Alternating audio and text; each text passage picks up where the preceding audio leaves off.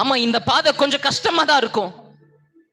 இந்த பாதையில சில சாக்ரிஃபைஸ் பண்ணணும், ஒரு விலை செலுத்தணும். இந்த பாதையில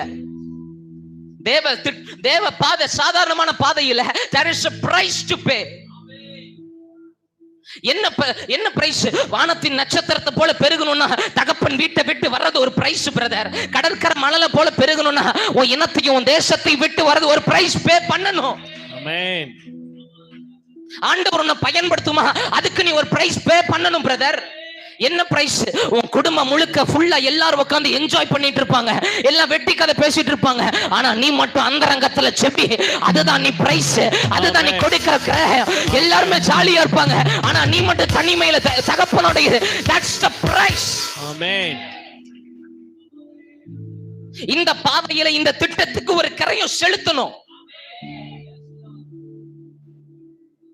உங்க பிள்ளைங்க ஆவியில நல்லா வளரணுமா, பெற்றோர்கள் அதுக்கு ஒரு கரையும் செலுத்தணும்.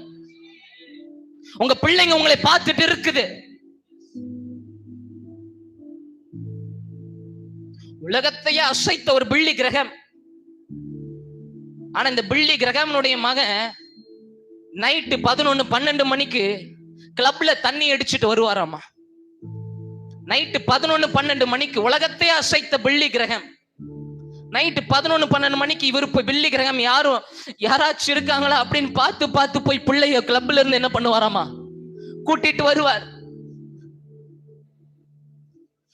ஆனா இன்னைக்கு அந்த மகன், பில்லி கிரகமின் மகன், இன்னைக்கு ஒரு பெரிய உயர்ந்த இடத்துல ஆண்டவருடைய ஊழியத்தை செய்யறாரு. அவர்கிட்ட கேட்டாங்க, எப்படி நீங்க மாறினீங்க? இவ்வளவு பெரிய பாவத்துல இருந்தேன்னு சொல்றீங்க, அப்புறம் எப்படி மாறினீங்க? நான் மாறினது ஒரே ஒரு காரியத்தால. என்னது? என் தகப்பனுடைய வாழ்க்கை என்னை மாற்றினது.